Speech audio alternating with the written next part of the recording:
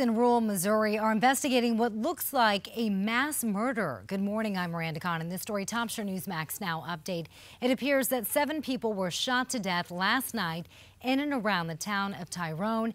Another elderly woman was found dead, apparently of natural causes. A 36-year-old man who police believe was the shooter was found dead in a vehicle nearby after apparently killing himself. The next step in the net neutrality fight could be in Congress. Republicans on Capitol Hill are talking about new laws. This after the Federal Communications Commission voted yesterday to regulate internet service providers like other utilities. Speaker of the House John Boehner says lawmakers will try to stop what he calls the FCC misguided scheme. You can read much more about this story by visiting our website at newsmax.com under the Net Neutrality tab.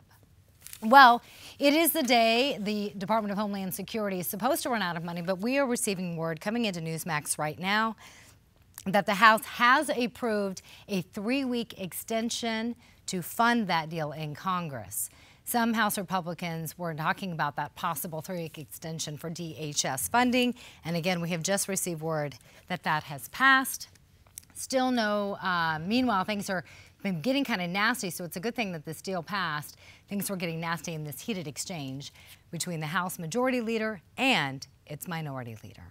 This House has taken action to make sure the DHS was fully funding. We did our part, and I yield back. Yields back. You coward. Yes, that was Democrat Hoyer, calling Republican Kevin McCarthy a coward on the House floor. A spokesperson for Hoyer says he later apologized to McCarthy. And again, we want to let you know the House did approve a 3-week extension. More American airstrikes against ISIS in Iraq today. The Department of Defense just released this video.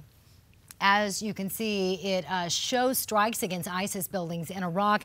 Meanwhile, in Syria, Kurdish fighters say they've taken several villages out of the hands of ISIS.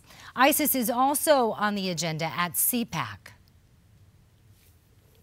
Former Texas Governor Rick Perry saying he's at the conference in the D.C. suburbs to speak plainly about the times we live in. This administration's incompetence in Iraq and Syria have allowed the emergence of ISIS. They're in American tanks. They're using American weapons. And more speakers are still to come at the conference this afternoon, including Donald Trump and former Florida Governor Jeb Bush. That was your very latest Newsmax Now update. More coming your way in about 30 minutes.